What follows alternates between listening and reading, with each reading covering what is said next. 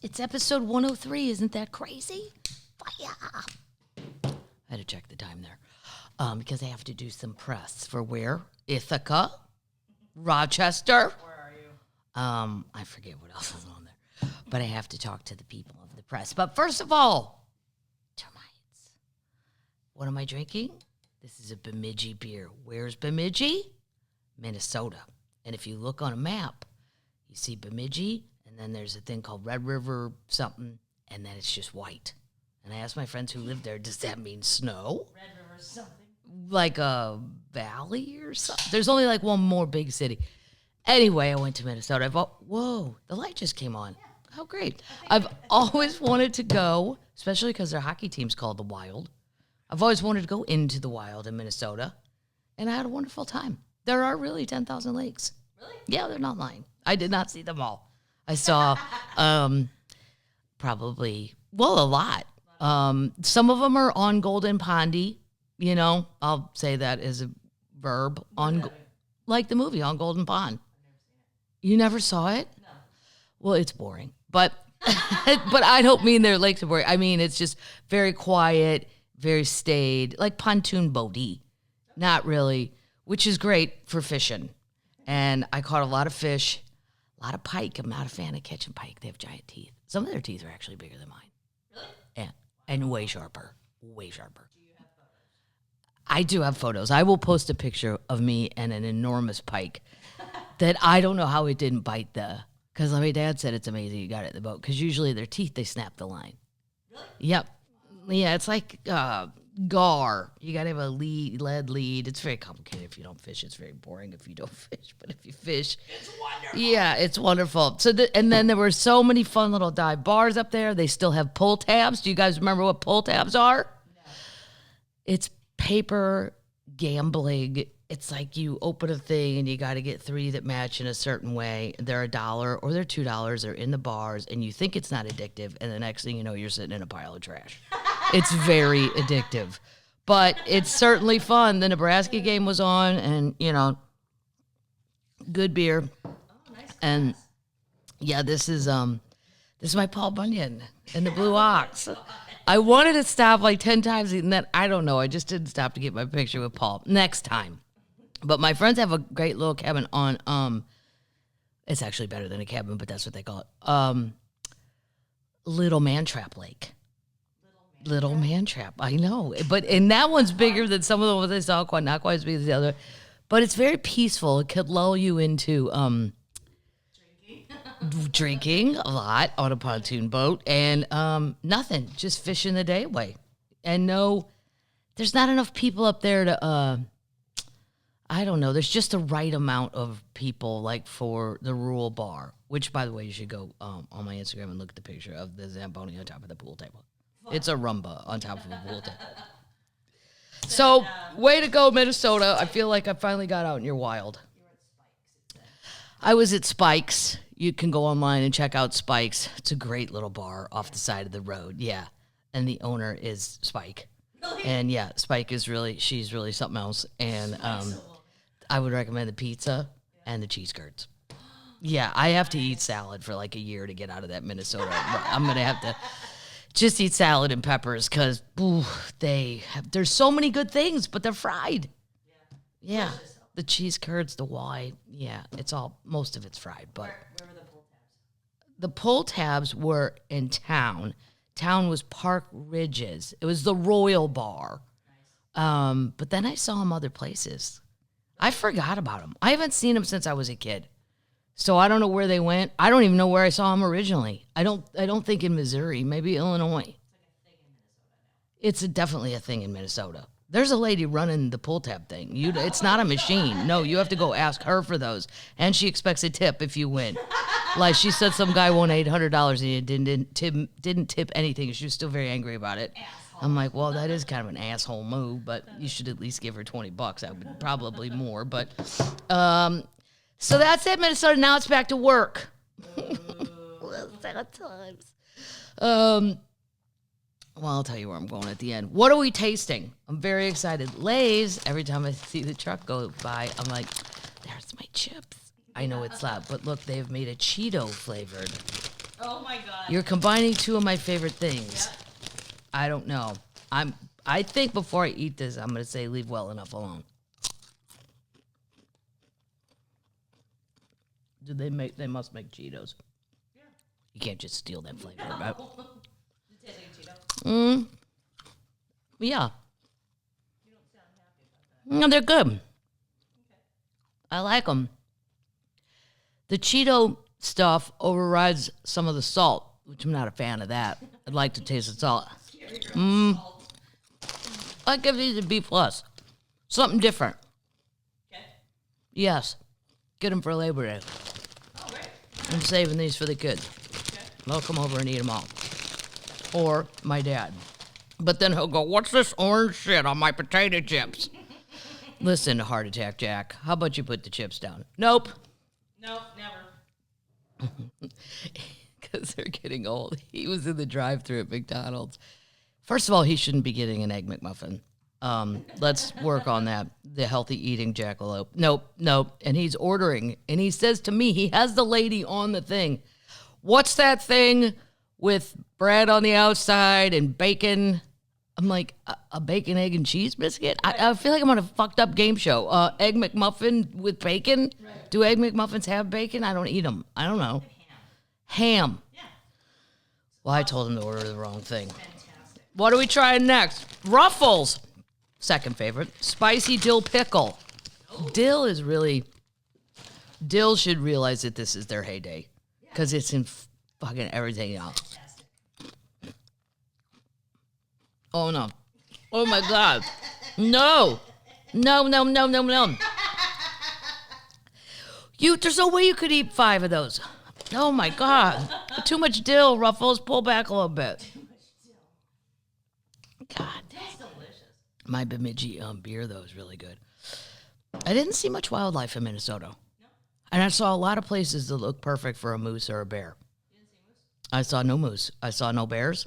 But it's probably, I don't know, the bears might already be hitting the highway. No roadkill. It makes Missouri look like Africa. I mean, the shit I see on the road in Missouri, I'm like, is that a kangaroo? What's dead over there? There's roadkill every 2 feet, but no, maybe Minnesota cleans theirs up better. I don't know. That's funny. Lay's. Smooth. Now, Lay's, I didn't know they made dip. Ooh. Smooth Ranch Dip by Lay's. It's good. Yeah. No. Yeah, it's good. Okay. Yeah, I would throw it out for a party. I thought you were gonna throw it out. No, I mean, I wouldn't leave it in the jar if people were coming over. Right. I'd put it in something. You'd be fancy. Yeah. No, I'd act like I made it. Right. I put it in a fancy bowl. All right, Teresa. Look, Fred Bird, Cardinals in first place. Just a little shout out to all my Redbirds, 6 games ahead of who? Bye, Colton. Sad for Colton, but much happier for the Cardinals. Milwaukee's falling apart. Not really sure why.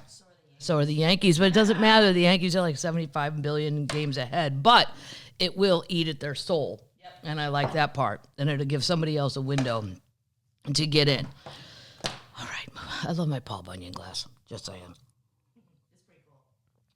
I want to go now to the northwest part. No, the northeast part. What? Oh, I also saw where the Mississippi starts. The headwaters of the Mississippi. Put videos out on that. It's literally, there used to be some song that says Mississippi starts a place that you can walk across with 5 steps. And you can. You can do 5 steps and get across the Mississippi. And it's clear. It is nothing like the shit show that arrives in St. Louis. Just this enormous brown logged up. But then there's parts of the Mississippi up by Alton, Illinois, where it looks like a lake. It's a very tricky river.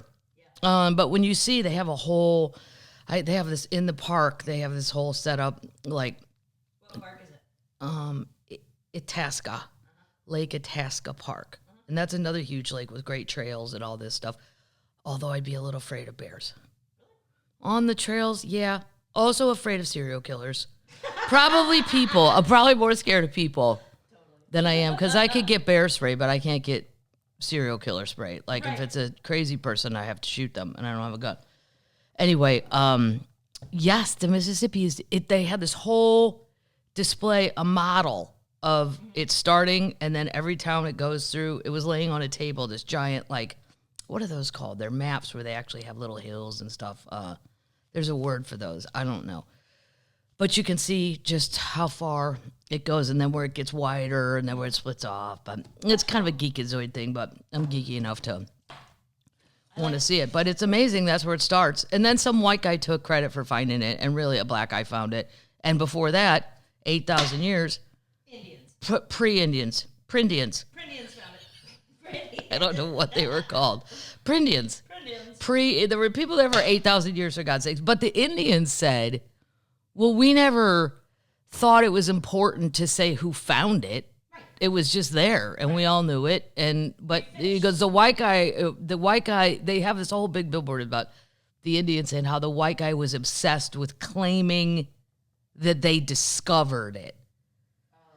That's because they could go back to Europe and get more money to go, quote, discover something else. You got to turn in your homework to the Queen of Spain or whoever you're out there working for when she's like, I gave you $8,000. What'd you find on your trip? Nothing. Well, you ain't going again then. No, you're not going. Where are your coins? Yeah, and the Indians just didn't understand that there's a feeder cell back somewhere in Europe going, get back out there. All right, moving on to the show. Oh, wait, Queen news. Stevie, for those of you who might be in the area, has added a show on Monday on Halloween in Huntsville, Alabama. Why? Well, as someone who's on the road a lot, I'm nothing against Huntsville because I go there and have a wonderful time golfing and eating their German food. I think it's a connector city. Sometimes you're out there on the road and then they'll go, hey, we could throw this in the middle and then you could keep going. And I don't know. I didn't look at the routing, but I would imagine it has something to do with routing. Right. Or maybe Stevie has friends in Huntsville. Maybe. Or it was available and she wants to work on Halloween. Yeah. It's an outdoor venue. I looked at it. No, I'm not going. No, I'm going to go in Nashville. And that would be too close. I don't want to be one of those people where I'm at every show and then she starts to focus in on that. Like, hey, not that she would, but you never know. Like, why is that person here again and again and again and again? Not saying that one of my friends might be doing that with Winona Judd. One of my friends, and does not care. No. Anyway, update. Oh my God. Okay, our kidnappers in Michigan, the ones that were going to take Gretchen. Yeah, absolutely not. You're not taking our governor, Gretchen Whitmer. Remember those guys? They were convicted. 2 men convicted in the Gretchen Whitmer kidnapping plot. The convictions came after an earlier case against the 2 men ended in mistrial when jurors were unable to agree on a verdict. And this is what the U.S. Attorney Niles Kessler told jurors in his closing argument. You can't just strap on an AR-15 and body armor and go snatch the governor. Well, they thought they could. And then they were going to, my favorite part of the story, and I know you guys have heard this, you're sick of hearing it, I'm sure, is that they were going to extradite her to Wisconsin. Extradite. Right. Why? Why Wisconsin? Meaning drag her. Yeah, meaning put her in a trunk and drive her. And they'd punch some holes. Like they probably watched the movie Casino. I know what to do.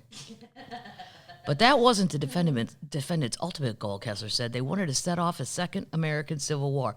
Can we talk about that? Every day Civil War is trending on Twitter. And I put on Twitter, well, are we going to get jerseys? Because the Mason-Dixon line doesn't seem to be a deep point of demarcation anymore. Every time people call for a Civil War, they don't understand. No. The Civil War worked, quote, because geographically, South against North. Somebody said, what if we're shirts against skins? I'm like, well, if I get skins, I have to wear a bra. I'm not going to war with no bra. It's got a sports bra, preferably. Every time they say that, I'm like, there are Trump people up north. There are the liberals down south. Everybody's all mixed up. So if we're going to have a civil war again, I need some answers. I want jerseys. They wanted to set up a second American Civil War, a second American Revolution, something that they call the Boogaloo. Well, that sounds fun. That doesn't sound dangerous. Boogaloo? Hey, are you going to Saturday Night Boogaloo? It doesn't sound like we're going to go kill people. And they wanted to do it for a long time before they settled on Governor Whitmer. The pair, along with several other men, planned to kidnap Whitmer vacation home, ostensibly over anger stemming from coronavirus restrictions, federal... Well, yeah, she did those COVID rules. And wasn't she the one that got caught out in her boat when you're not supposed to be?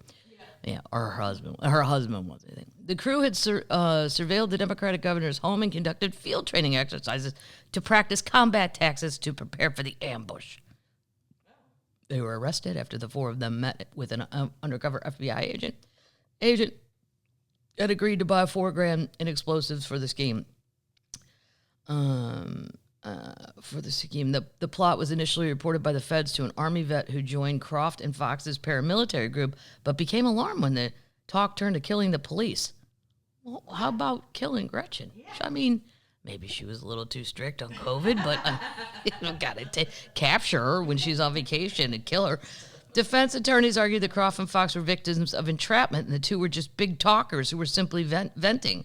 This isn't Russia. This isn't how our country works. You don't get to suspect that someone might commit a crime because you don't like the things they say and you don't like their ideologies. They face life imprisonment at sentencing. The two other men charged in the scene were acquitted last spring, and two more pleaded guilty. Whitmer said in his statement, violent threats have no place in politics. Thank you. Okay. Thank you, Gretchen.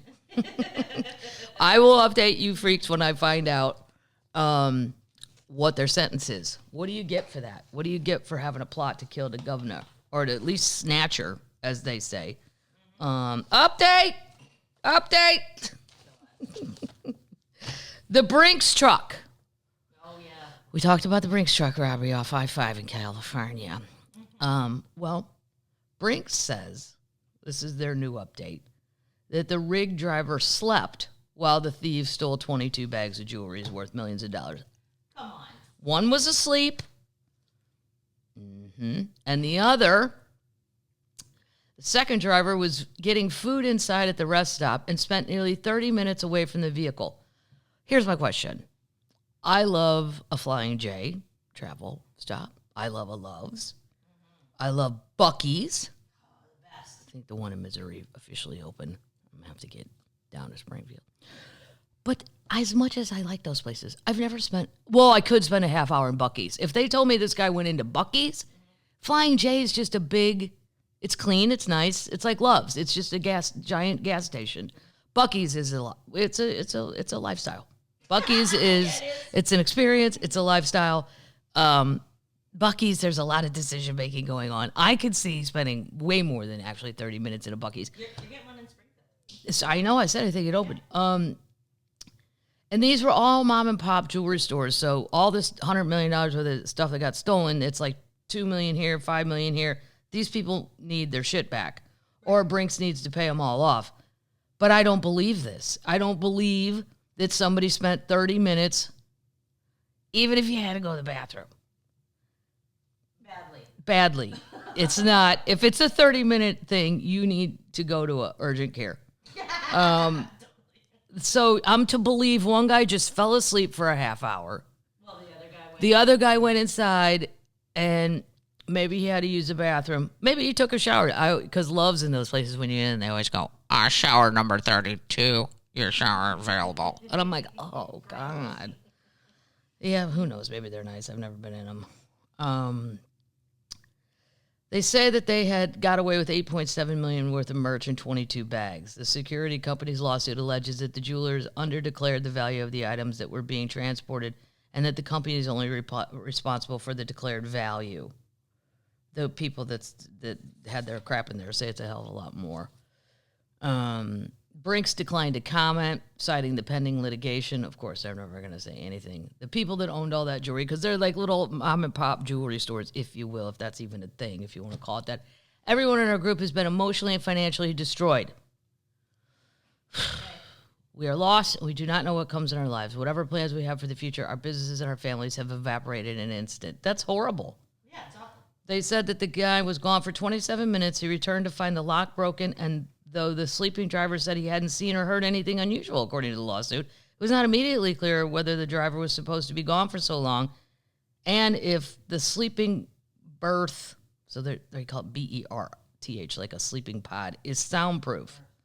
In their lawsuit, the mom and pop are seeking $100 million in damages and $100 million in restitution.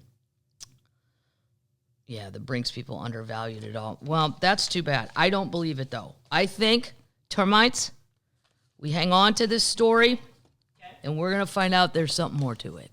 Okay. Nobody goes in a flying J for a half an hour. No. And I don't believe you fall asleep just for a half an hour. I mean, I can, but I have exceptional sleeping abilities. But I wouldn't necessarily wake up till somebody woke me up. Excuse me. My Loch Ness monster needed to be moved. Update! For the record, termites too. My parents no longer live at the Villages because we talk about all the things that happened, good and bad. I did a show there. It was wonderful. It really was. But there's some bad termites down in the Villages. Again. My parents have left. They're not. They're now in Sarasota. If you'd ever like to meet them and 60 of their friends, come to one of my shows in Sarasota. They rent a tour bus, and then they show up outside. Third resident of the Villages admits to voting twice in the 2020 election. Whoa. Yep. Joan Halstead, 73 years old, entered a pretrial intervention program Wednesday that will allow her to avoid potential prison time if she successfully completes court-ordered requirements such as performing community service. I love and attending civics classes. Civics class. I love it. She acknowledged her guilt as part of the agreement with prosecutors. The parties agree the first step is rehabilitation.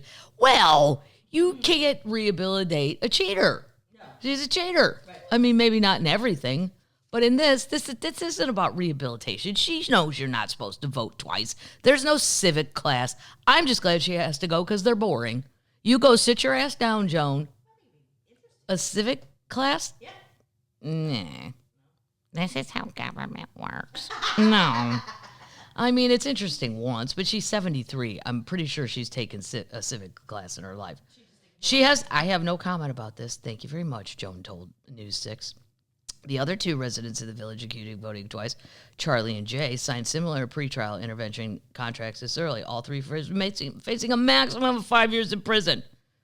Wow. Third-degree felony. That's not good late in life. Because you can outlive a felony. Ask my friend Ron White. But his when he was very young. Fourth resident of the sprawling retirement community, John Ryder, is still awaiting trial. He pleaded not guilty. That's a mistake, John. Yeah. Just say you did it, because they know. If they found out, they know you. Under the pretrial intervention contracts, prosecution of Halstead will be deferred for a period of 18 months with the possibility that it will permanently deferred if they successfully complete the court-ordered requirements. They also have, it's a 12-week adult civic class based on the textbook. We the people, in order to form a more perfect union, establish... Are you singing? The song that was played on cartoons on Saturday morning. Come on, sing it. I don't know it. Well, hold on. Their class is called We the People, the Citizen, and the Constitution, and they have to get a C or better. Hey, watch. The We the People song in cartoons. Schoolhouse Rock, the preamble to the Constitution. Wow. You don't know the words? No. Because you didn't do that in Canada. You should sing it, though. We the People, preamble, words. I will sing it. Okay, ready. We the people, in order to form a more perfect union, establish justice, ensure domestic tranquility.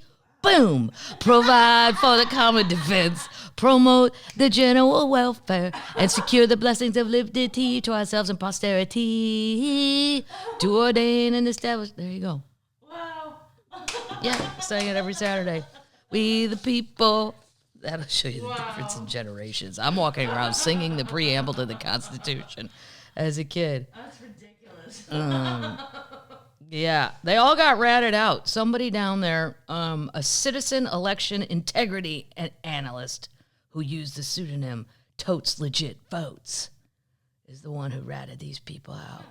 They provided Florida elections officials with nearly 300 examples of double voting, but a spokesperson said, yep, Florida Secretary of State has not confirmed that figure and has not answered questions submitted by News 6. Get it together down there, villages. Yeah. This lady, they don't say how she voted twice. Like the other guy, I know the one guy like voted in Connecticut and then down there. Probably that. Because most of them have another, or they had another address, or they can have their kids do it or some bullshit. Update! This is our last trader update. Well, not last one, but for today. We're good. These aren't, the Michigan people were local traders. These are national. Proud Boy, who came within seconds of Senator Schumer on January 6th, was sentenced to 55 months in prison. 55 minutes. 55 minutes. It's a quick stay. Joshua Pruitt, the Proud Boy, who nearly came face to face with insanity. They all had masks on, so you're not that proud. No, you're chicken shit. Yeah, you're chicken shit. Totally. If you're so proud to be part of your oath keeper horse shit, paramilitary, they're all overweight and out of shape too. I'm like, what do you think you're all gonna do? You're not gonna climb a wall. No. Maybe 1 out of 5 of you. Right. This guy, he nearly came face to face with Chuck Schumer. He was sent. That's 4 years. By the way, 55 months is 4 years and 7 months behind bars in his role obstructing the certification of the Electoral College vote that day. You were at the forefront of that mob, Judge Timothy Kelly said before handing down his sentence, adding that Pruitt and the mob's actions snapped our previously unbroken tradition of the peaceful transition of power. That's what bothered me the most. Yeah. We've had a good track record, and we've had some people, other presidents that, were not great, and nobody went crazy. Their plans were not limited to fighting Antifa. They anticipated going to the Capitol to stop the certification of the election and confronting cops who might try to stand in their way, prosecutors wrote. At the time of the riot, Pruitt was merely a recruit waiting to be officially inducted into the far-right group. To join the Proud Boys, the defendant would do whatever it takes, one of the prosecutors said. During the attack, he was the first one to enter the Capitol and destroyed a large sign in the building, throwing it across the room, which prosecutors argue was meant to stir up the mob inside. Schumer's protective detail told prosecutors they had to change their evacuation plan. He is a big man, this guy, Pruitt. They saw him in the building, he was just 4 or 5 seconds away from the senator. Instead of exiting through an elevator, Schumer and his detail ran down a ramp and shut the double doors behind him. Well, here's a good thing. Chuck Schumer's been in the Senate for probably 287 years. I'm sure he knows where every door goes. True. You know your way out. If you're new, you're probably like, how the hell do I get out of here? Before being sentenced, Pruitt, dressed in a prison jumpsuit with 1776 tattooed across the knuckles of his right hand, told Kelly that he still believed the 2020 election was stolen, but admitted he broke the law. I wish I would have been watching it from a restaurant, Pruitt said. He added, it was not a good day. Oh, wow. Yeah, to say the least. By the way, I know people don't like it when I talk about politics, so I'm not going to. But can I just say that in the Mar-a-Lago raid of papers, apparently, I don't know this for sure, he's got a file on Macron, the little Frenchie,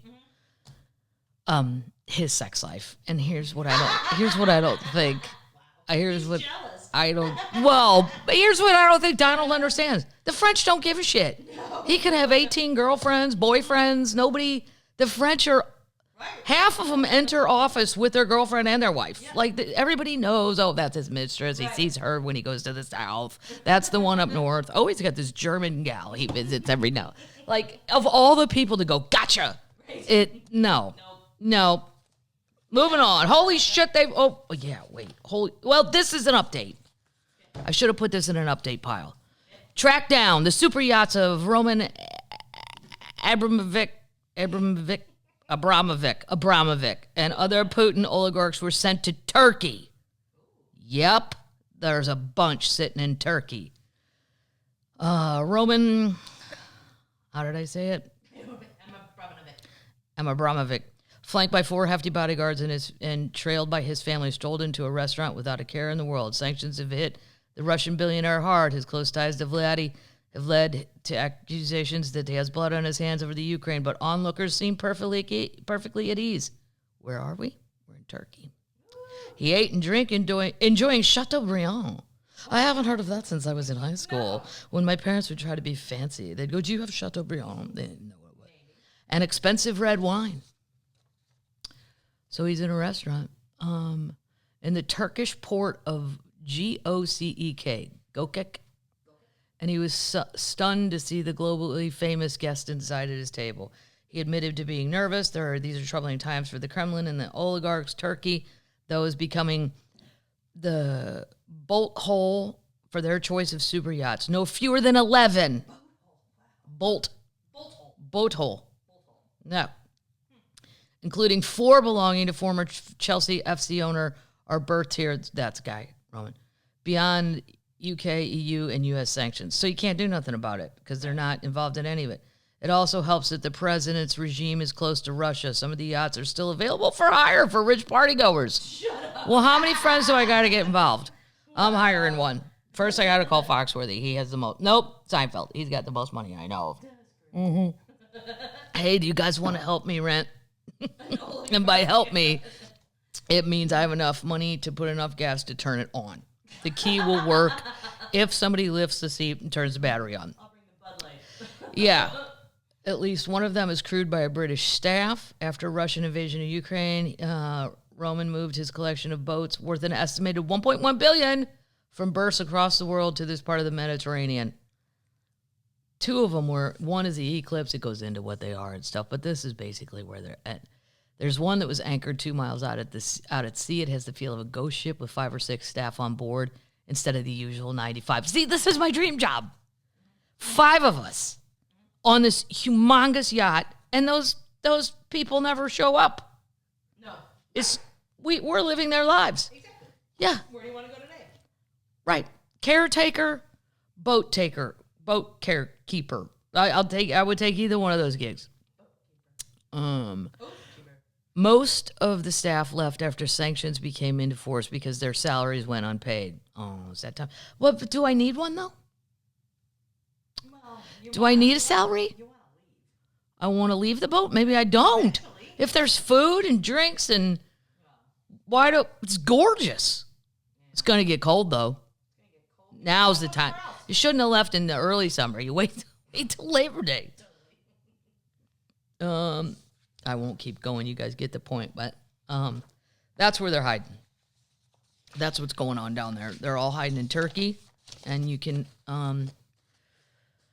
Lewis went to Turkey. He loved it. Istanbul. I've been there. Did you like it? Yeah. I wouldn't go back. You wouldn't go back. The markets are cool. The markets, the Turkish markets. Are they selling rugs? That's what I picture. Yeah.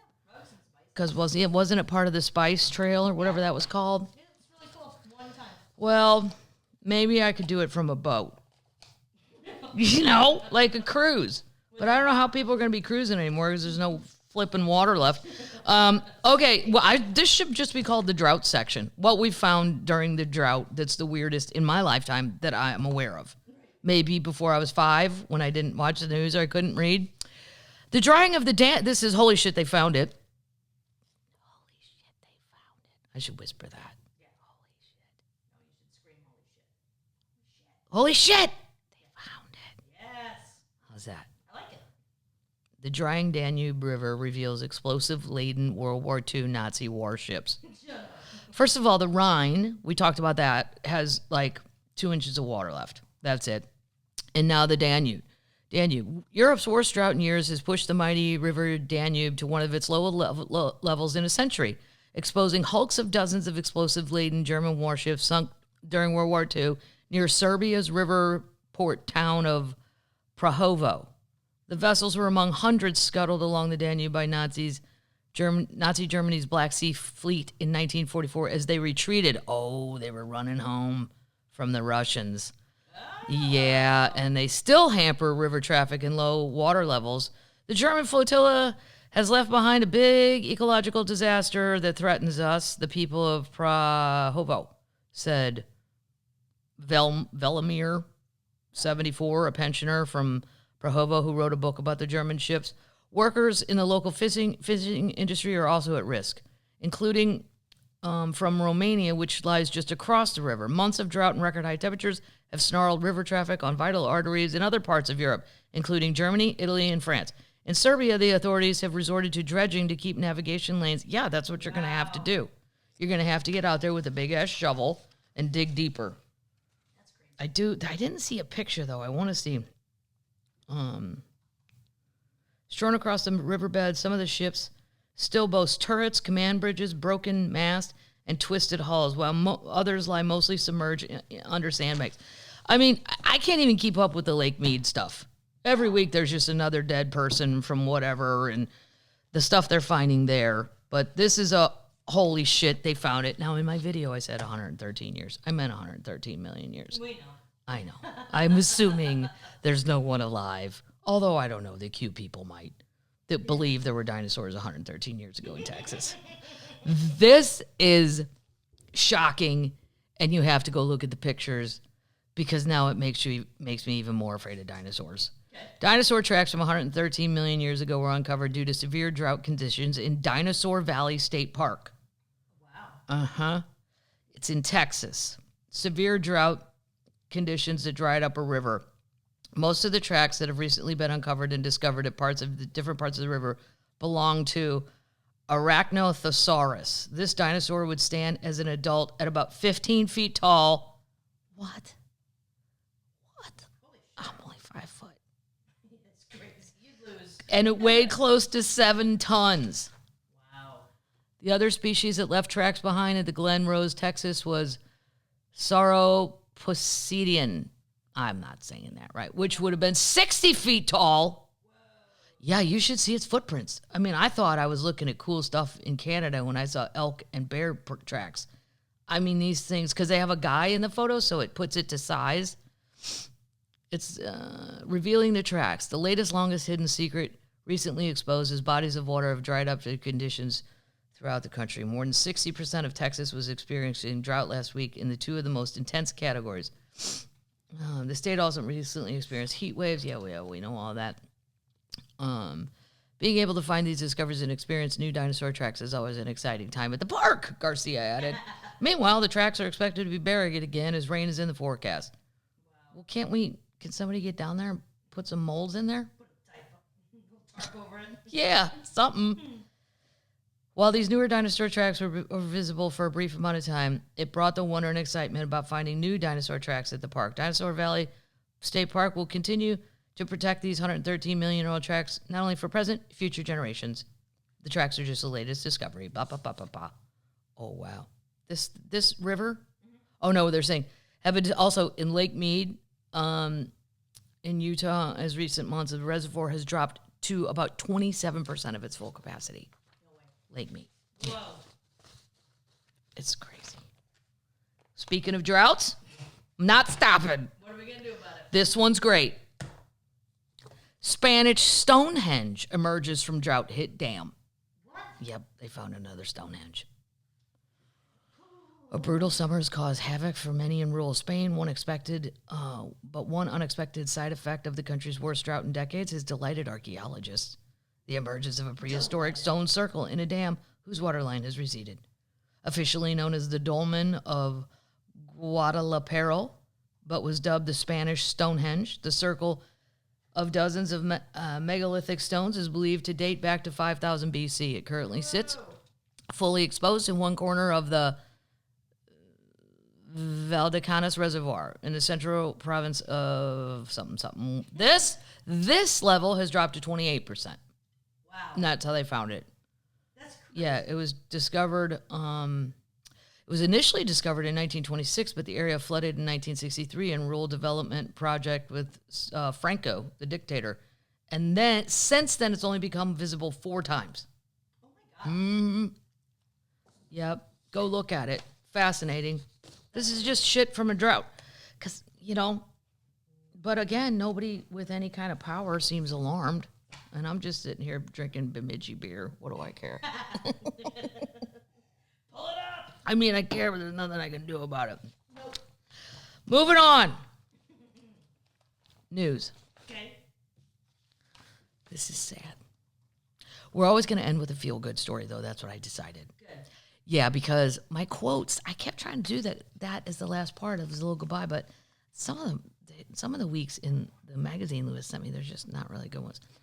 Man, Or they're this still depressing. or they're depressing, right? Can't end like that. Man of the hole. What? Last of his tribe dies in Brazil. Man of the hole? They called him Man of the Hole. I'm going to tell you why. Okay.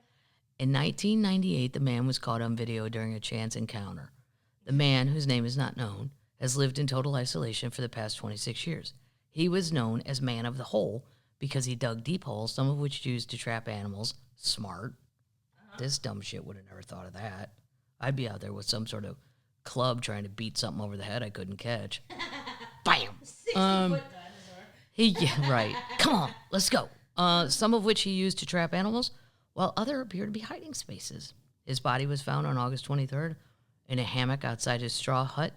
There were no signs of violence. The man was the last of an indigenous group whose other remaining 6 members were killed in 1995. The group lived in Tanaru indigenous area in the state of Rondônia, which borders Bolivia. I looked it up. It's right in the middle. The majority of his tribe were thought to be killed as the early on as the 1970s by ranchers wanting to expand their land. How sad would that be? Yeah. If there's only 6 of you and they kill 5 and now I'm the only one left and clearly you knew how to live out there, but lonely. Mm-hmm. He's thought to have been about 60 years old, died of natural causes. There were no signs of any incursions in his territory and nothing in his hut had been disturbed. But the police will still carry out a post-mortem investigation. Under Brazil's constitution, indigenous people have a right to their traditional land, so those wanting to seize it have been known to kill them. Wow. Yep. The Man of the Hole has been monitored for his own safety by agents from Brazil's Indigenous Affairs agencies since 1996.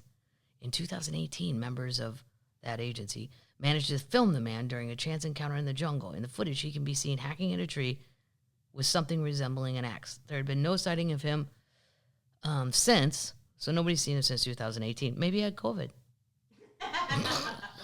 But they did come across huts. You should see his huts. They're really good, which were built from straws and deep holes he dug, some of which had sharpened spikes at the bottom. Whoa. Yeah, well, he's not hiding in there. He's catching stuff, and he wants it to die when it lands. There'd been no sighting of him since evidence found at his huts. They suggested he planted maize and fruits such as papaya and bananas. There's about 240 indigenous tribes in Brazil, and many under threat as illegal miners, loggers, and farmers encroach onto their territory. That's a warning from the Survival International, blah, blah, blah, somebody fighting for their rights. Yeah, can you imagine just going and killing people because you wanted a tree? I mean, No. God damn. If I were those tribes, I'd come out and I'd say, I'd steal a book of matches. And I would say, if we see one more of you people, just one more, we're lighting the whole goddamn thing on fire. What? Yep. Use it as That's extreme. No, use it as blackmail. Matches were not If they can find matches, a lighter, they know how to make fire. Just say, if I see one more white man, Yep. or whatever, one of people that are not us, we're setting the whole goddamn thing on fire. Then see how many of them keep running back there. You got to play by their rules. Missouri! Oh, boy. What did you do? Oh, Missouri. A Missouri school district, and I'd like to say it's awfully close to Arkansas. They're reinstating spanking if the parents sign the permission slip to hit you. Come on. Nope. Bringing it back. Mm-hmm. Here's what's happening. A school district in southwestern Missouri has decided to bring back spanking as a form of discipline for students if their parents agree, despite warnings from many public health experts that the practice is detrimental to students. Classes resumed. They resumed Tuesday in the Cassville School District for the first time since the school board in June approved bringing back corporal punishment back to the 1,900 student district about 60 miles southwest of Springfield. The district had dropped the practice in 2001. So for 21 years, they were like, shit, we should have never gotten rid of that. The policy states a corporal punishment It will only be used when other forms of discipline, such as suspensions, have failed, and then only with the superintendent's permission. So basically, they're saying, we're out of ideas. Just hit it. Beat him. Hit that kid. Hit it. See if that works. Well, I don't know. I tried to talk to him. He's an asshole. Hit it. What about her? Hit it. Oh, my God. Superintendent Merlin Johnson. Merlin. Don't ask me. Told the Springfield News Leader that the decision came after an anonymous survey. Stop it. Found that parents, students, and school employees were concerned about student behavior and discipline. I mean, when you just resort to hitting, it means you don't have any more ideas or thoughts. Like your brain doesn't. I mean, if it's a little kid and they're going to touch a stove, yeah, you hit their hand. I'm not going to get into this argument, but in a school, it just makes me laugh that they're like, we don't know what else to do. Just hit him. Hit it. An anonymous survey. I don't believe that. We've actually had people thank us for it. Surprisingly, those on social medias would probably be appalled to hear us saying these things, but yeah. Yeah, we're appalled. But the majority of people I've run into have been in supportive. Parent Christina Harkey said she's on the fence about this policy. She and her husband did not opt in because their 6-year-old son, Anakin. Like Anakin. Like Skywalker. Is that what that is? It's a Star Wars people. It's a Star Wars person? Anakin? Is that true? I think so. A Star Wars person? Well, Anakin is autistic, and he would hit back if he was spanked. Oh my God. My nephew's autistic. I don't know. I don't think he would hit back. Anakin Skywalker. I don't know how I know that. How do you know that? I have no idea. I've never seen a Star Wars. I have no idea. Oh my God. He's cute. Anakin. The one in Star Wars? Yeah. Or The one in okay. Star Wars.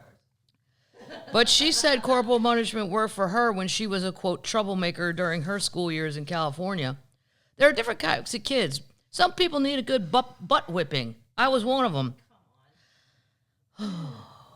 Morgan Craven, National Director of Policy Advocacy and Community Engagement, called corporal punishment a wildly inappropriate, ineffective practice.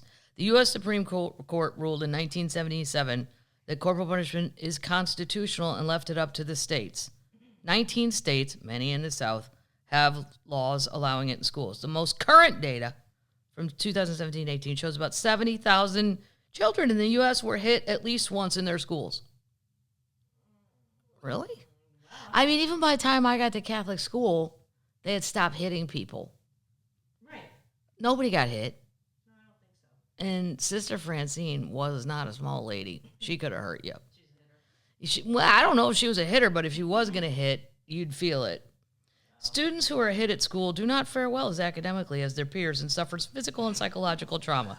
In some cases, children are hurt so badly they need medical attention. Oh, my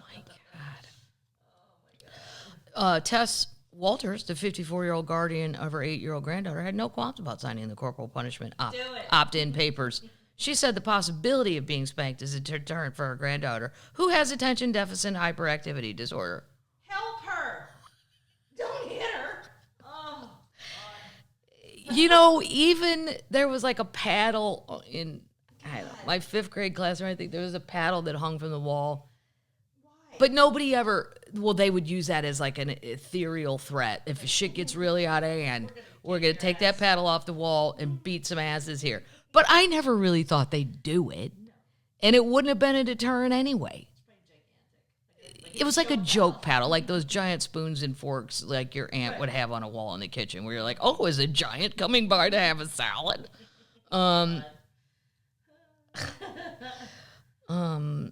Mitch Pristine, for the chief science officer with the American Psychological Association, said there are better methods for eliminating undesirable conduct, including problem-solving training, rewarding positive behavior, such as with extra recess, and providing extra attention in the classroom.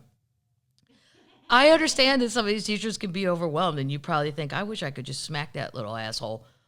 But that's not going to help long-term anyway. No. What? Why is Johnny behaving this way? Why is Susie out of her mind? That's so funny. Yeah.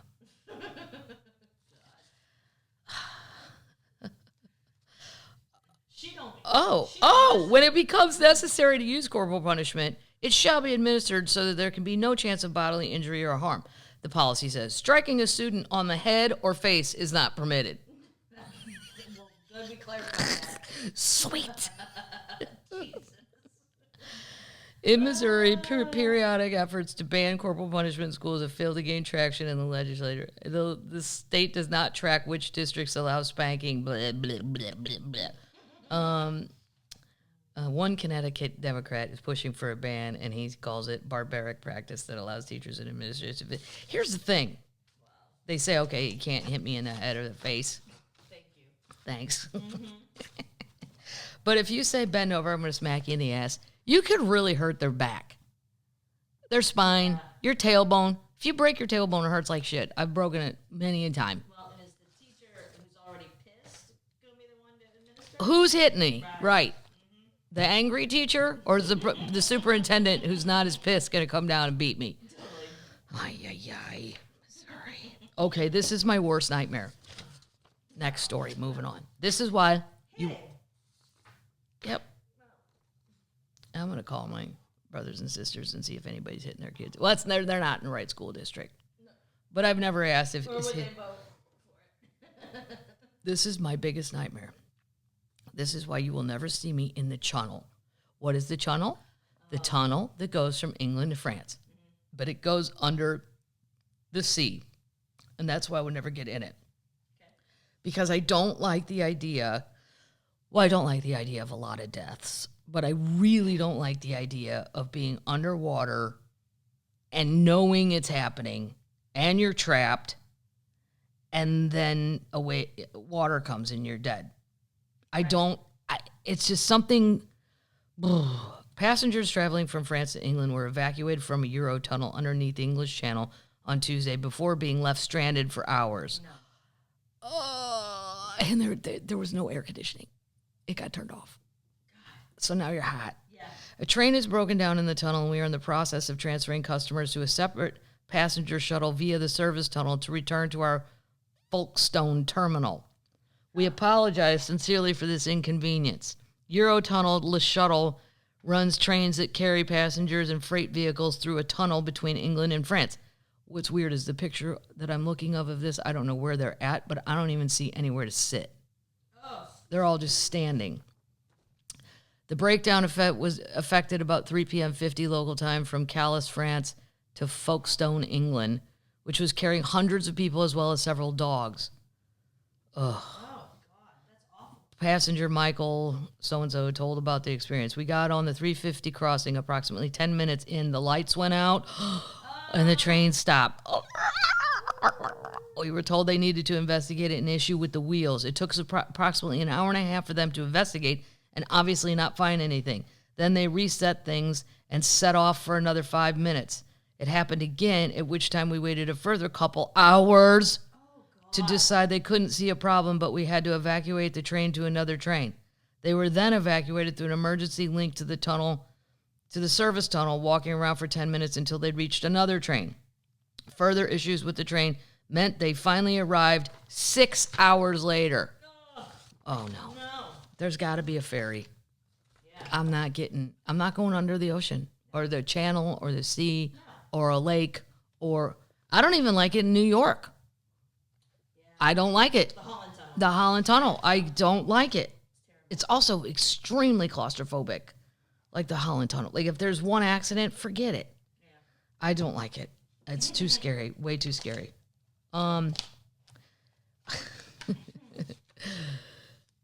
This makes me laugh.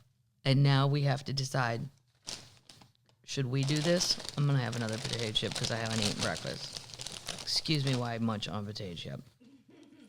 2 Hungarian weather service officials were fired after the wrong forecast. What? One time? Now, when I say this, I don't mean any of my friends at the Weather Channel because they're awesome. Or your local radio friends. Oh, my local weather friends. I have one weather guy on Twitter, Matt. I love him. He was in Omaha. He moved. He's in Minnesota somewhere, I think. Yes, he's in Minnesota. Did you visit him? You should have visited him. I invited him to the Welch, Minnesota show. He can't come. He'll be back in Omaha that weekend. Oh, the irony. Boom. No, this just makes me laugh because somebody finally got so pissed off. There's been a lot of weather shit where they've told me it's going to be pouring down rain and I cancel golf or fishing, and it didn't rain at all. But instead of firing people, I've just gotten comfortable of ignoring it. Right. I just ignore them. Right. Unless it's going to be like a tornado or a, hurricane and I'm down there or something. Two top officials with Hungary's national meteorological, I can't say that word. Yeah. The weather, meteorological service weather, were fired Monday after severe storms they had forecasted on the capital on the country's most important national holiday did not materialize. No. Instead, they passed to the south. The forecast called for intense storms in Budapest around 9 p.m., according to reporting from the AP, leading organizers to postpone a massive annual fireworks display. Fireworks show celebrating St. Stephen's Day, a holiday that marks the country's founding, is usually watched by more than 1 million people. After the errant forecast, Hungarian media criticized the agency. The NMS issued an apology on its Facebook page the next day, but it was too late to save the jobs of the agency's chief, Camelia, and her deputy, Gila. Oh, my God. On Tuesday morning, 17 agency leaders again posted a statement on the Facebook page to demand that their fired colleagues be reinstated as soon as possible, saying the firings were politically motivated politics and weather. I don't know about that. And that the forecast was issued based on the best possible information at the time. In our view, that despite considerable pressure from decision makers, our colleagues provided the best of their knowledge and are not responsible for any alleged actual damage. Bob Ryan, former president of the American Weather Society, told the Washington Post that the fire sends a chilling message to professional scientists. I think it's outrageous, and now makes every forecaster working in Hungary frightened that they may lose their job because of a wrong forecast. Well, if I was a forecaster person in Hungary, every time I said something, I'd be like Trump. I'm not saying, but many people are saying it's going to rain on Saturday. And then I'd have my computer. My computer is saying it's going to rain on Saturday. I think it's outrageous. They may lose their job. That's ridiculous. Matt Lanza, who runs Houston Space Weather, said the inherent complexities of weather make a completely accurate forecast nearly impossible. Like anyone, a meteorologist should be held accountable for their performance at work. But unless they carried out their duties in a negligent or insubordinate manner, it would be unjustifiable to fire a forecaster based on that single forecast. This is hardly the first time the scientists have faced pressure from their government. During Sharpiegate, when President Donald Trump displayed a doctored forecast of 2019's Hurricane Dorian, several officials from the National Oceanic and Atmospheric Administration feared that they might be fired for standing by their policy. Trump had tweeted erroneously that Alabama could be in the path of the storm, a decision he and his members stood by after they changed the map. I forgot that. Now here's this. I used to do the joke of my hold on. That's ridiculous. It's even people always go, "Oh, it'd be so easiest job in the world." Old comedian joke. Weatherman, San Diego. Hey, it's 70 and sunny, 75 and sunny every day. True that. But I used to do a joke, and if there's any seismologists out there, don't take it personally. I'm just saying that to me is the easiest job in the world because you don't have to predict anything. You just confirm it. True. Nobody ever, one guy, and it's so funny because I was talking to some of my friends from southern Missouri. There was a guy in 1992 who predicted that the New Madrid Fault, which is a earthquake fault line that runs through Missouri down to Memphis, whenever it went off in the 1800s, it changed the course of the Mississippi. The Mississippi, according to people, was flowing backwards for a while. But there weren't that many people here. There weren't that many structures, so not a lot of people died. Right. He told everybody in the Midwest that this is my mom made us wrap every single piece of dishes, every dish in the house, whether it's china or shitty plates, it didn't matter. And then we put them on boxes on top of the dining room table. I go, Mom, if there's going to be like a 9.9 earthquake, you understand the whole house is coming down, so I don't understand why we just wrapped up coffee cups. Right. Like fancy. Well, she believed him. Well, nothing happened. But he's the only guy I know. Every time in LA when there would be an earthquake, they'd go, let's go live to the UCLA Seismology Center. And there'd just be two dudes, super weather nerds, sitting there going, yep, that was a 4.8. Says it right here on the computer. Hey, guys, is there going to be another one? Probably. Some little ones are going to rumble for a little bit. And then, we'll be right here making some money. You can call me back if you need anything. Oh, my God. Can you imagine if we started firing weather people because they were wrong? These people should have ignored the weather people and just had the fireworks anyway. Exactly. You got to move forward. Walk outside. More news. The most expensive baseball card in history just sold for $12.6 million. What? Do you want to guess who it's of? Or did you see the headline? No, I've been busy. Dig out your old baseball cards. They might be worth eight figures. Sandy Koufax. Sandy Koufax? No. Mickey Mantle. Oh. His baseball card from 1952 just sold for a jaw-dropping $12,600,000 early Sunday morning. Oh, my God. I still don't know what you do with it. I don't get it. It's the highest in a year. The price almost doubled the previous record for a baseball card set by what? The Honus Wagner, which we talked about on this Pubcast. Sold for $6.6 million. It also beat the record for any item of sports memorabilia, bypassing the $9.3 million sale of Diego Maradona's famous Hand of God jersey. The Mickey Mantle card is especially valuable because it's so well preserved. The card was graded mint plus 9.5. Wow. Yeah. Mantle played 70 years for the Yankees and was inducted to the Baseball Hall of Fame in 1974. We always knew this card would shatter records. God, 1952, my dad could have had one of those. Yeah. I'm going to go look through their old shit. Maybe he's got some bad baseball cards. Yeah. This article, this makes me laugh really hard. Now, I have not been to a Six Flags amusement park since I was probably 14. Because we moved down to the Ozarks, and they don't have a Six Flags. They don't have any roller coasters, to my knowledge, except at Minor Mike's. And those are for babies. Babies? You'd have to go to Branson or something. I don't know. But anyway, when we lived closer to St. Louis, up by Six Flags, you could buy a season pass at Six Flags. At the time, they were not that much money.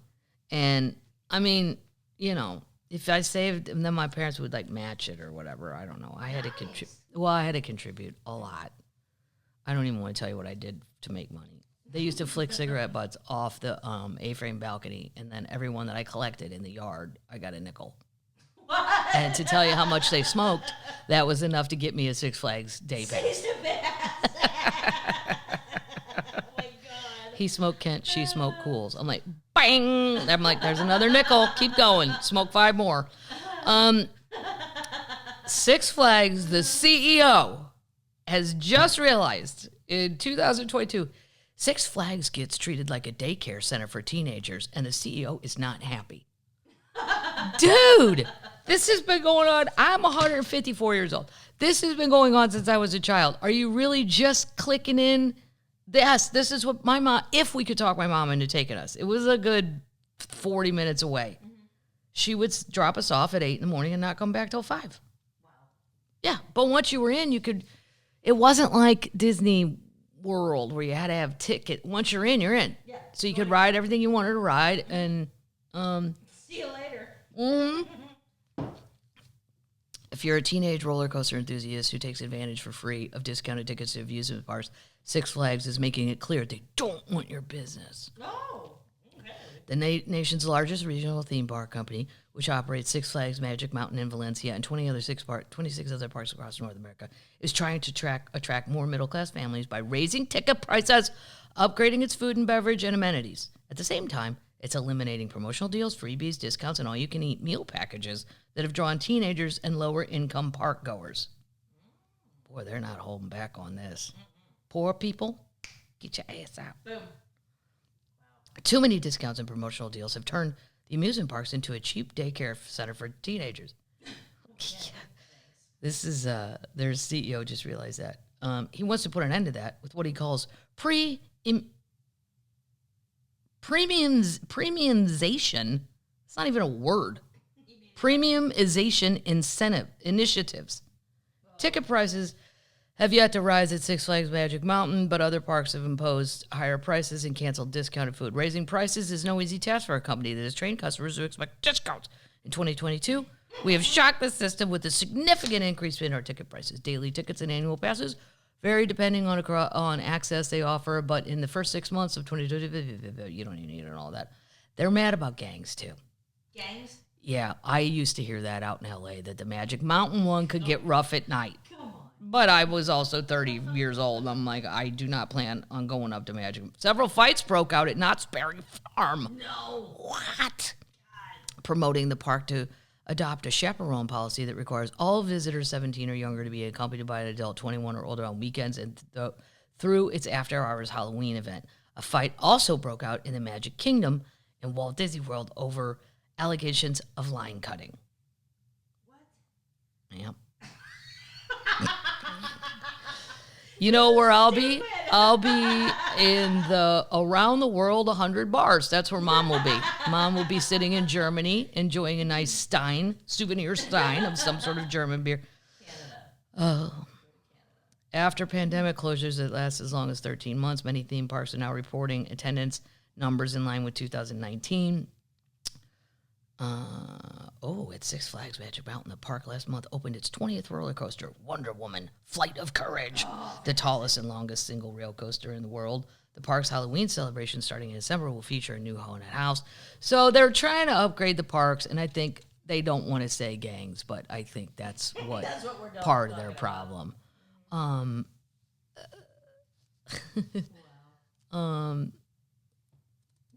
Yeah, the whole point of them is doing it for money. The parks truly don't care about a teen or if a family goes. It boils down to maximizing profits. Oh, wow. Yeah. And gangs. I didn't know you could get these all-you-can-eat meal plans. Like, my mom would get... Well, you could take your lunch into Six Flags when I was a kid. Really? Yep. That's kind of nice. I think I had to buy the soda. But I do remember dragging a bag around and then thinking, fuck it, I'm just going to eat now. I don't want to carry this bag. I have to get in line for the mine train. Come on. How fast can I run while I'm holding this brown paper bag? I really do think they let us bring our own food. I remember that. That's cool. To attract the park, to upgrade the park's image and draw higher income visitors, he said Six Flags may have to invest in new attractions, the type of multi-million-dollar rides offered at competitors like Disneyland and Universal Studios Hollywood. They don't have that kind of budget. Well, that's a problem, man. That's ridiculous. There you go. It's just watch out if you're a Six Flags person. Got it. Yeah. They're coming after your all-you-can-eat badges, and I think they don't want teenagers, because sometimes when you have teenagers, you get gangs, and then, fighting, and... Okay. This is in our drought category. China is seeding clouds to replenish its shrinking Yangtze River. Come on.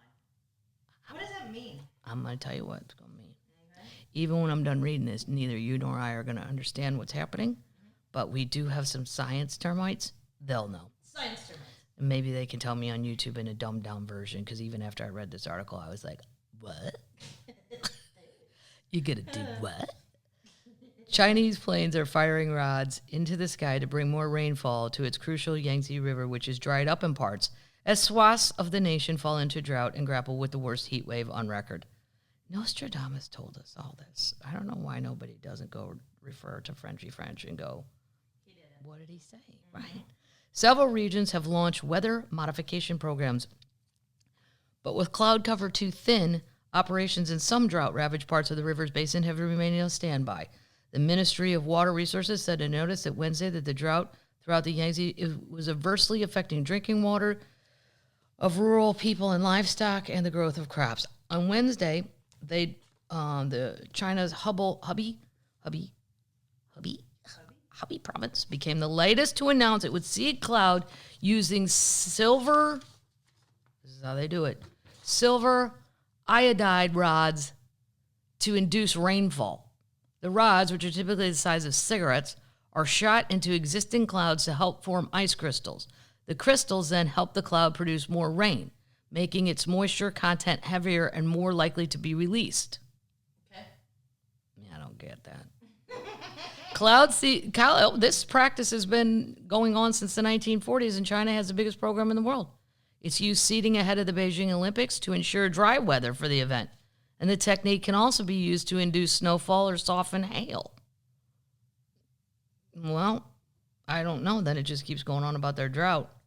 I didn't know you could do that. I'm going to go watch a video. I didn't know you could either. Yeah. Well, I did a thing. Why stop pollution Oh. when you can fuck with the weather?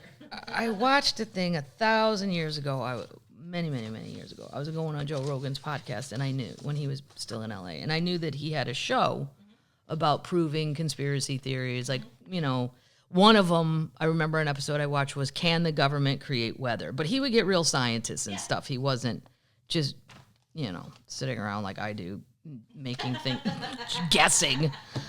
And I watched that. They were trying to make a tornado, if I remember right, and it just didn't work. I never heard about seeding clouds. Seeding clouds. Mm-hmm. Pretty cool. They should share that technology. They should, but that doesn't mean they will. Sure. Okay, two things. These are both funny and feel-good stories before we move on. Termites. This one makes me laugh.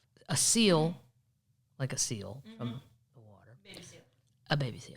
Breaks into New Zealand home, traumatizes cat, and hangs out on the couch. What? Young fur seal slipped into a marine biologist's home through a cat flap before spending more than 2 hours inside. A curious young seal has been returned to the sea after breaking into a New Zealand home, harassing the resident cat, and hanging out in a hallway for a couple hours while the children slept upstairs, and miraculously ruining nothing. The Ross family were more than a little bit surprised to find that the New Zealand fur seal in their home, which is about 150 meters from the shore, on Wednesday morning. Philip Ross, who happens to be a marine biologist, said it was unfortunate he was the only one not home at the time. The big joke in the family is the only family emergency where I would be useful. I really missed my time to shine because he could have gotten it out. Ross said his wife rose just before 6 a.m. on Wednesday to go to the gym. As she got in the car, something barked from underneath and shuffled away. She thought it was someone's dog and really didn't think much of it. She returned at 7 a.m. to find the door, opening the door to find a cute little seal. He got a bit of a fright and humped his way down the hallway into the spare bedroom. She said he managed to make his way through 2 cat doors to get into the home.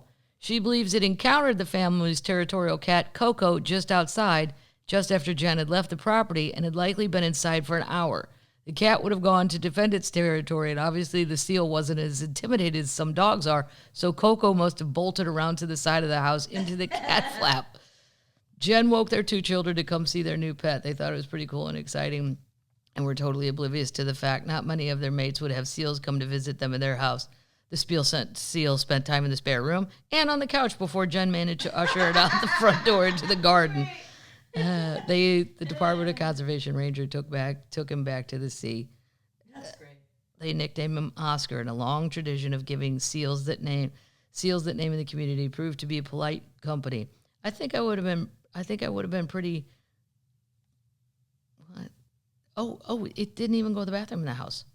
Meanwhile, Coco the cat had ran off to the neighbor's house. On returning, it refused to go downstairs because it was clearly traumatized. Coco is Done with this shit. Coco's like, there's a fucking alien in this house and no one's doing anything about it. Feeding it. Oh, how cute would that be, though? That's awesome. And here's your super feel-good story. Oh, I like that one. Yeah, that one's fun. I would like to wake up and find a seal. That would be super fun. This is great. A dog was found 500 feet underground months after it vanished into a Missouri cave.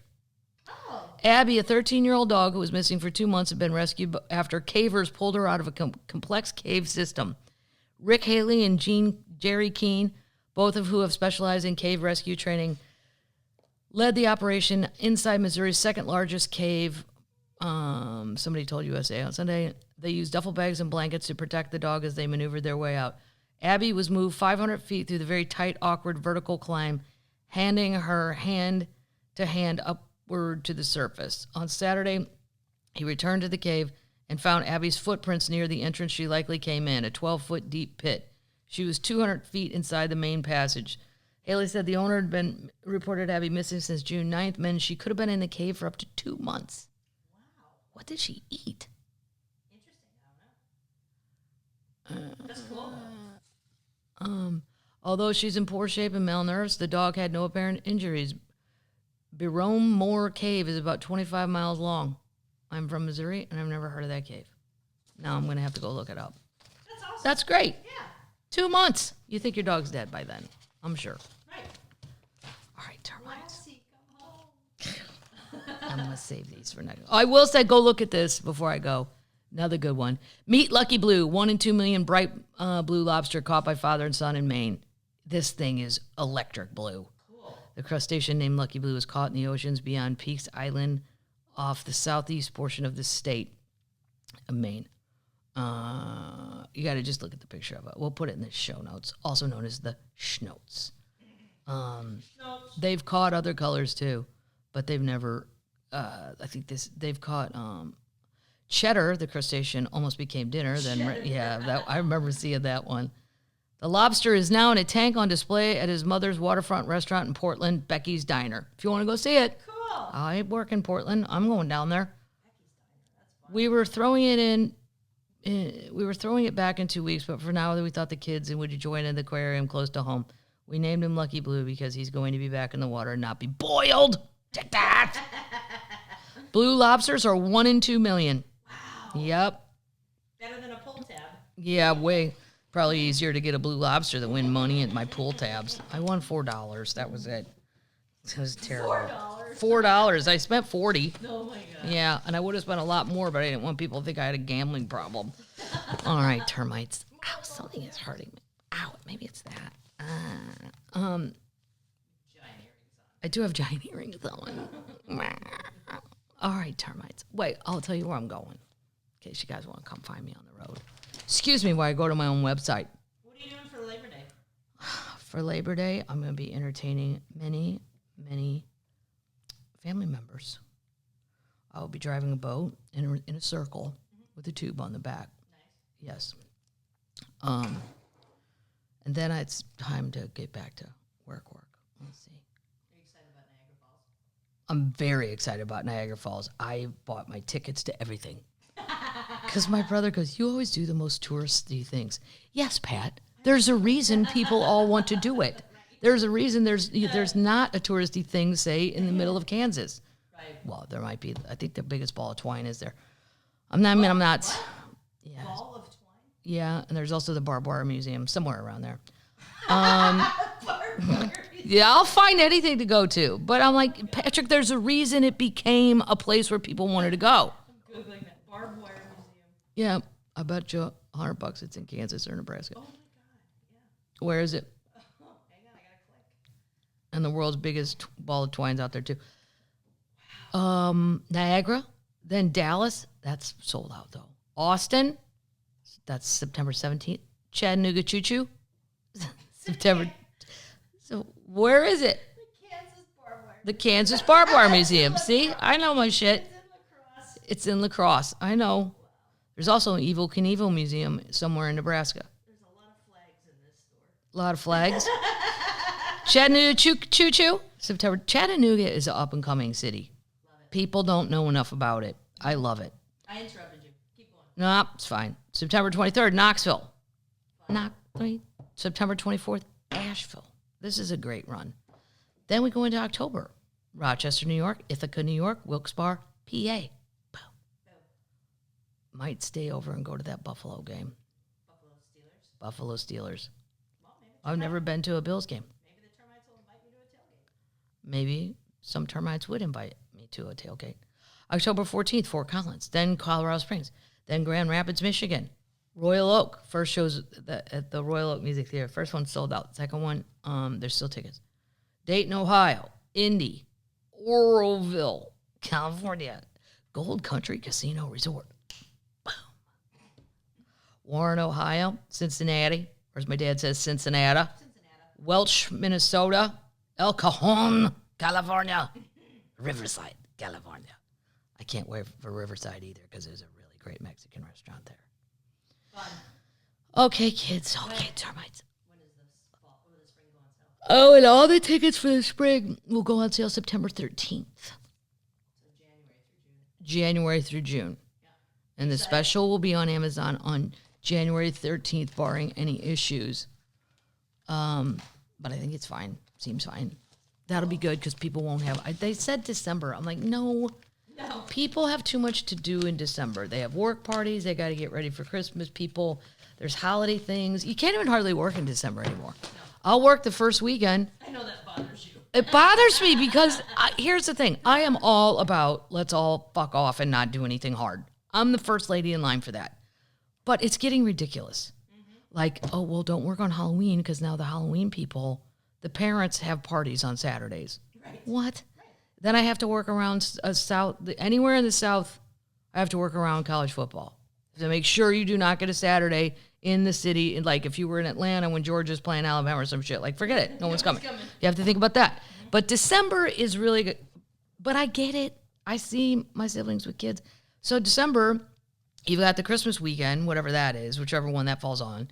The one before that, everybody, like with normal jobs, there's some sort of work party, the work function event, whatever you want to call it. And then the kids, it's their Christmas concert or their hoop-de-doo. So the first weekend, we're still kind of living normal lives, it appears. But after that, I mean, I'm fine with it. It just, I'll take the month off. I don't care. Right. But if you're out there trying to hustle and make a buck, See you in. I'm just old enough. I don't have to do that. Thank God. It just keeps extending because then it's New Year's Eve, and then they all say don't work the weekend after New Year's Eve because nobody has any money because they spent it. And I'm like, fuck it, I'm working. Right. I'm going. Somebody's got money. Going to play. Somebody's got anywhere from, what are my tickets? Anywhere from $32 to $62. Come on, people. You got it. All right, termites. That's where I'm going. That's where I'll see you fools out on the road. Happy Labor Day. Have a good one. We're going into fall termites. We're all soon to be fall termites. Football termites. When's your draft? Fantasy draft is Thursday. Whoa! Yeah. Tell And me for those who can't attend, auto draft. Sad times for you. You taking Tom? Of course I'm taking Tom Brady. He's looking a little skinny lately, though. I don't know what's happening. Look too thin. Yeah, and he didn't go to training camp. He was missing for 11 days. People are like, I think he was on The Masked Singer. If he's on The Masked Singer, if he did that, I will never root for him again because you are way above that piece of shit show. No. The Masked Singer's fine for the hoopties and the loop. You are the greatest football player probably alive. You don't go on The Masked Singer. Have more pride than that. You don't need the money unless your kids absolutely lobbied for you to do it. But then you tell your kids, like my parents would say, you don't get to pick my jobs. Right. That's what my parents would say. Nope. Guess what? You're not old enough to do. Pick my job. Go to Six Flags. I don't think he was taping The Masked Singer. I think Giselle said we're going on vacation, and you're. I care that you unretired. Nobody gives a shit, honey, if you're retired or not retired, whatever you're doing this month. Right. Here's what I already booked this wonderful vacation in Thailand. It's non-refundable. It's totally non-refundable. We're flying Southwest, and no, campy schmampy. And here's the thing: Tom's so good, he doesn't need camp. I mean, you probably should go to be a team player, but at the end of the day, Tom Brady doesn't have it. He's clearly shown us he knows how to throw a ball to the right person. So guess what? He don't feel like we don't want to hurt him. Let's leave him over. Okay. Let's go Bills. Yeah. Patrick Mahomes doesn't have to go in a preseason game. Nope, he's got it. There's a lot of you fence sitters, though, that need you to get your ass out there. You're not good enough. I can't wait to hear who you draft. I don't really know after that. Who's Well, your backup quarterback? my backup quarterback? Who would you take? I don't know. I got to see who's available. What depends on who's left? You know? I don't know. Who would you like? Who would I like? Well, the good ones. Josh Allen, Patrick. Who's the one in San Diego? Hubert, like the video game. Hubert. San Diego. Okay. Everybody's, very, well, I'll be quiet. But people, one of my friends was like, what's his face who's on the Raiders now? The guy from Green Bay. Devontae. Devontae had Aaron Rodgers thrown to him. I like, what's his face? Derek Carr. But is he Aaron Rodgers?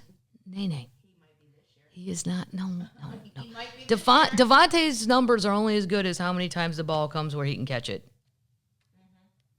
Okay. Pick the wide receivers on the teams with the best quarterbacks. Okay. That's my advice to you, fantasy people. And really, I don't know. I don't even know half of what my brother-in-law Matt knows. Like Sunday, he's got to be in front of a computer for a solid bunch of hours, and he's all in. They all attend in person. I don't know what, only because he'll be over at my house. He was not going, but usually, yeah. The craziest thing I ever heard too, and then I swear I'll shut up. There was a fantasy. It was on ESPN. There was a fantasy league somewhere in Omaha or somewhere, Kansas City maybe, and the winner got to pick a tattoo that the loser had to get. No way. Yep. And the one guy is like this big, beefy kind of Midwest guy, and the winner made him get Tatiana from Frozen. How funny is that? Wow. Then I saw another one on Instagram where the guy had lost. He was the loser of their league, and they made him sit in Waffle House and eat pancakes. He had to eat a certain amount, 90. And every one he ate took another minute off his punishment. But he's explaining this to the server chick, and she's like, what? He's like, I'm just trying to let you know I'm going to be here a really long time. And I might throw up. And she's like, what? Happy Tuesday. My question is, how much are you going to tip if you're taking up my booth? Right. I won't even be here 24 hours. I'm going to be 8, and then there's going to be another lady and another dude and whatever. But you're going to need to tip handsomely if you're sitting here Today. as a loser. All right, termites. Go be the last week of summer termites the best.